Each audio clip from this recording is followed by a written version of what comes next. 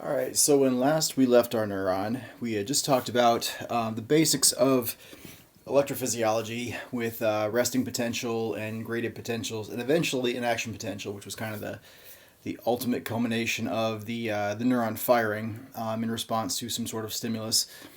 So, getting a little more detail here on action potentials, and then we'll start kind of zooming out and looking at a bigger picture view of the nervous system as a whole and how it functions.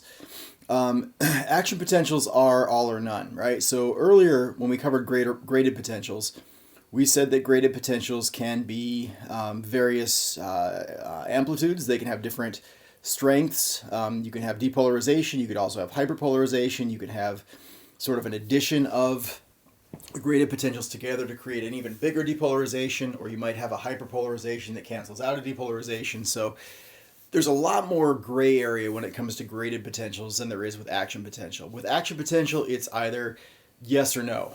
And when they occur, they always occur with the same magnitude, right? So when we look at an action potential, we see that we start off with that initial depolarization, like we talked about previously.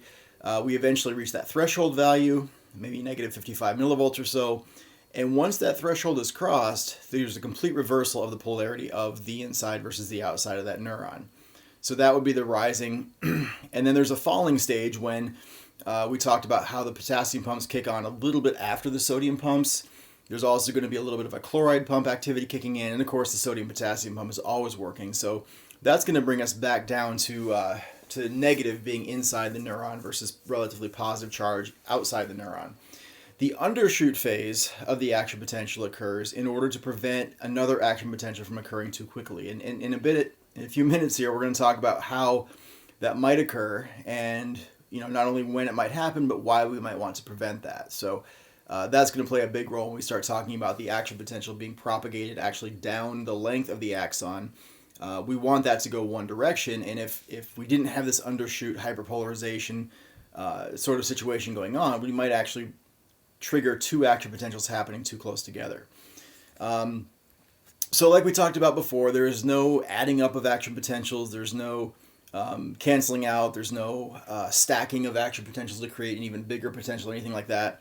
So you might wonder, well, what happens if you have a relatively mild stimulus versus a very extreme stimulus? What happens if you just kind of like sort of squeeze on one of your fingers versus if you hit your thumb with a hammer, for example? How do the sensory neurons know, and how does your brain perceive and know the difference between those two stimuli? And it's actually not all that difficult to understand. It's not so much that the amplitude or the size of the peaks of the neurons gets bigger. It's that the neurons start firing more frequently. And so when other neurons receive this faster, more rapid rate of firing from other neurons, they're going to perceive that as being a higher intensity stimulus. The thumb hit with a hammer as opposed to sort of a gentle squeezing of a hand, something like that. So going back and looking at what we talked about previously with our action potential, this first picture here, sort of color-coded pink, I suppose. I guess I would call that pink. On this graph here, we're sort of cruising along at negative 70 or so millivolts. And there's going to be some sort of a stimulus which causes those sodium-gated channels to open up, those sodiums to come rushing into the neuron and therefore reverse the charge. So we hit that threshold and then jump up from, say, negative 55 to maybe positive 50 or so millivolts. All right, so that's our action potential. That's our rising phase. The green part on this graph is the rising phase. We're increasing the charge, relative charge, inside the cell versus outside the cell. Now, a moment later, once we reach the peak of this curve, that's when the sodium-gated channels are going to close and the potassium-gated channels are going to open. So when the potassium channels open, if you remember back to our initial drawing of this, the inside of the cell was sort of packed full with potassium ions, and when those potassium ions have a chance to, they're going to try to escape from the cell. So the efflux, or the outflow of those positively charged potassium ions, is going to then repolarize the inside of this cell and make it relatively more negative again. So that's taking us back down to the falling phase where we see the charge dropping back down again and even undershooting a little bit, maybe down to, I don't know, maybe negative 72, 73, something like that millivolts, which is a hyperpolarization. So we actually have this undershoot. Not only do we fall back down to the original point of charge of the neuron, we actually undershoot that before coming back up again. And that's what prevents that neuron from firing again too quickly, is that undershoot phase. Think of it as kind of like a cooling off period when the neuron is unable to fire because it is already just fired, right? So that's this whole image, I think, is a really useful one. Looking at action potentials, looking at what's happening with the two gated channels, the voltage gated channels, and then looking at the action potential versus repolarization and hyperpolarization. All right, so the next thing we need to look at is what happens when, because all of this that we've talked about so far has happened essentially with the plasma membrane of the neuron, primarily the cell body. Right, so what we need to do next is figure out how that action potential is going to be propagated or continued down the length of an axon. So what we're going to see here is that when the cell body becomes relatively positively charged, that's going to cause the very first section of the axon, inside the cell again, to become positively charged itself. So the cell body becoming positively charged is a stimulus to cause the beginning of the axon to become positively charged.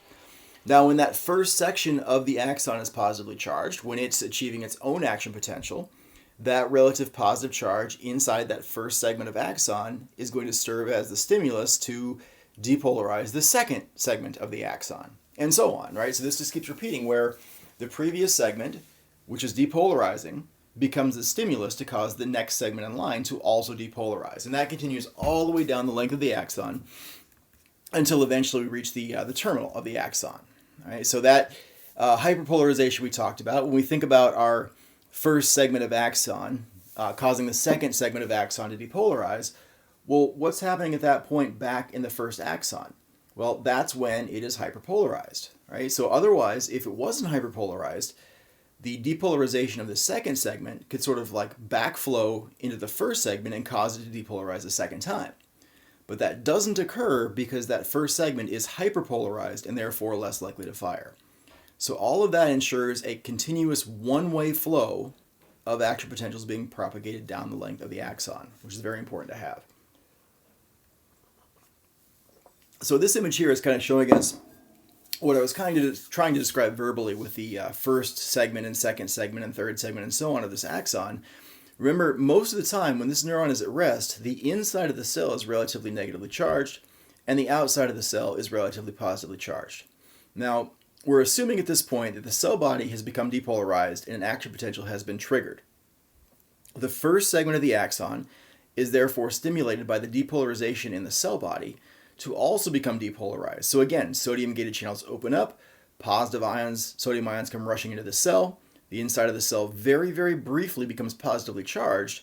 And this positive charge in the first part of the axon is then going to stimulate the second part of the axon to open up its own sodium gated, voltage gated channels to allow sodiums to come in here. Meanwhile, back in the first segment, the potassium ions have begun their efflux because this potassium voltage gated channels have opened.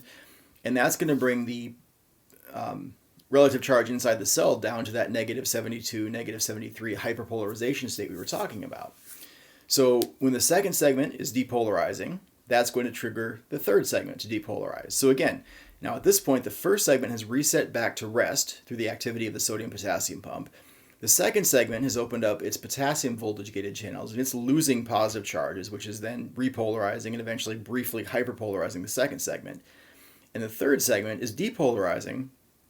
That's why these positive charges are inside of here. The sodium voltage-gated channels have opened up, sodiums are rushing in. That third segment of the axon is now depolarizing, it's firing, and it's going to trigger the fourth section to do the same thing. So it's continuous, like a wave of contraction traveling down the length of the axon. And actually, it's actually a pretty good way to sort of imagine what an action potential looks like, is like sort of like at a football game or a baseball game. When somebody in the stands begins the wave, that wave then travels all along the length of that crowd, all the way around the stadium back to the original point. Now, in this case, it's not going back to the original point. It's unidirectional and it stops. But the idea of the wave is useful. The first few parts of the segment depolarize. That causes the second segment and the third segment and the fourth segment and all the way down the axon to depolarize in sequence.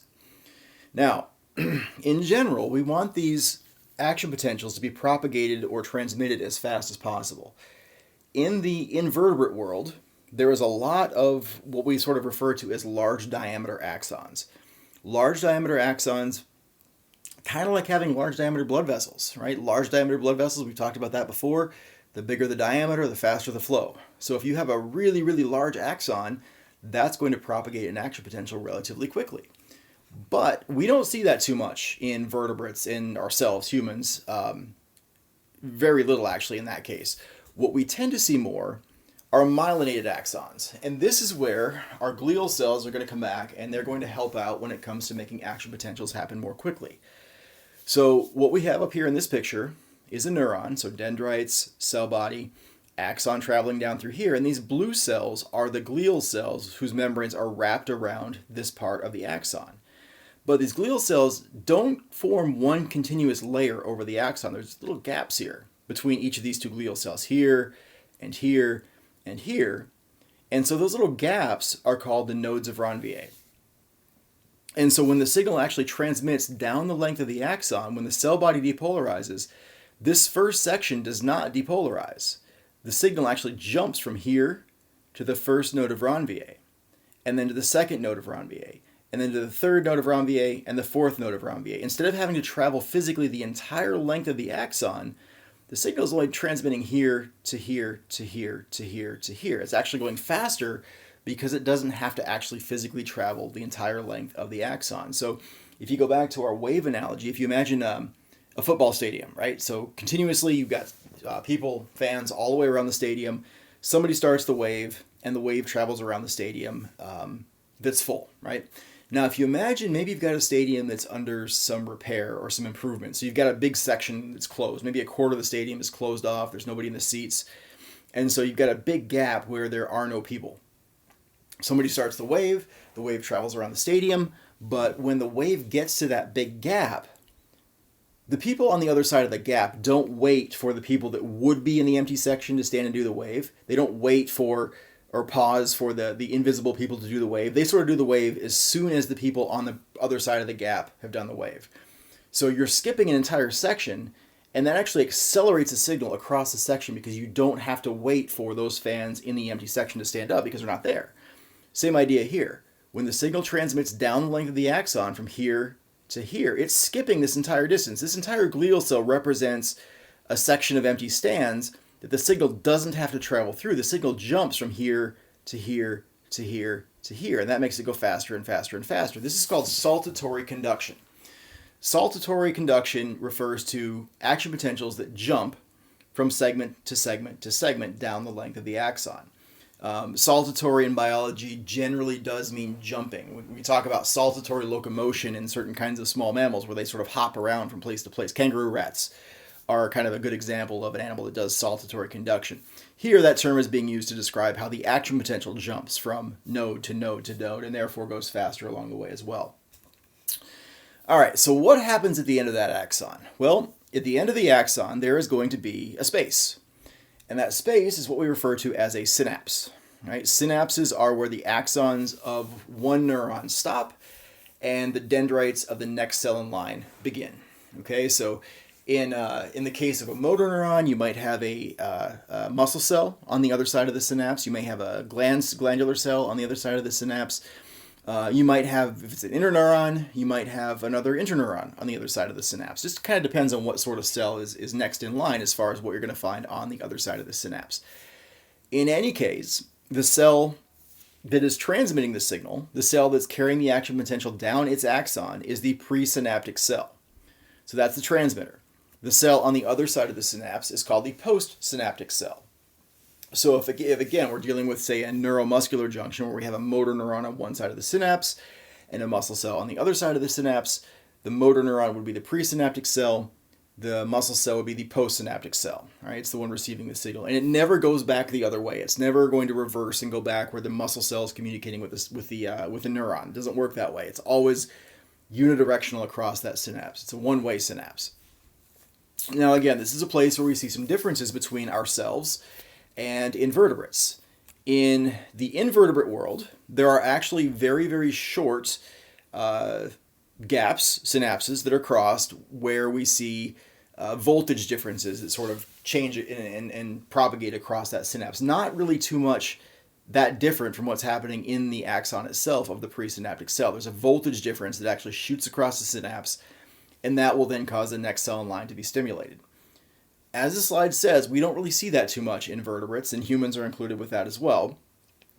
Instead, and what we're going to focus on for our purposes here, is the idea of a chemical synapse. So chemical synapses are where we see the presynaptic cell receiving the action potential all the way down at the very, very end of the axon.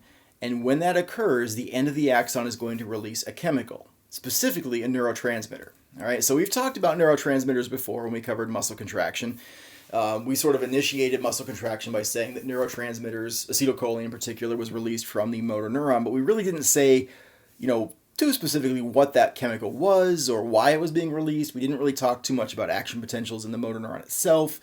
We just sort of assumed that it was kind of just happening for who knows why, right? It was the unexplained mystery of the muscle contraction as far as how the neurotransmitter was being released, why it was released, what made it go away, and I just sort of said, take my word for it at that point. Well, this is where we're going to talk about how that neurotransmitter is actually released. So I guess in a way we're sort of doing the prequel part of the story to what happens before that muscle cell actually contracts. So what's going to happen here is that when the action potential travels down the axon, as it approaches the terminus of the axon, the very, very end part that's actually in sort of adjacent position next to the synapse, that action potential is going to trigger an influx of calcium ions.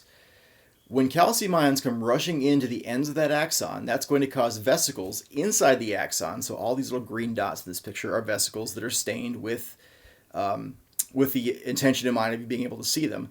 These vesicles all contain neurotransmitter. So when the calcium ions come rushing into that axon of that neuron, the neurotransmitter is then released as these vesicles fuse with the plasma membrane. Right? So this is exocytosis. These neurotransmitters tend to be fairly big. They're going to be large enough that facilitated diffusion doesn't really cut it. Active transport really wouldn't work either. So exocytosis or exporting of neurotransmitters is what's going to occur at the end of the axon. Now, once that neurotransmitter is in the synapse, the next thing we have to think about is, well, how does that make the next cell in line respond? How does it make the postsynaptic cell respond to the neurotransmitter? So that postsynaptic cell has to have receptors for the neurotransmitter if it's going to respond to the neurotransmitter. If it does, the neurotransmitters that are released by the presynaptic cell, the neuron, are going to bond to the receptors of the postsynaptic cell, maybe a muscle cell, and that's going to trigger that next cell in line to have its own response appropriately to whatever that neurotransmitter is telling it what to do. In the case of muscle cells, a lot of times this ends up being a graded potential. If it's another neuron, it could also be a graded potential. So maybe we've got one neuron talking to another neuron across the synapse. The neurotransmitters released by the presynaptic cell tell the postsynaptic cell what to do by bonding to the receptors in that postsynaptic cell. As important as releasing the neurotransmitters is getting the neurotransmitter back into the presynaptic cell and or breaking it down so it doesn't continue to have its effect on that postsynaptic cell.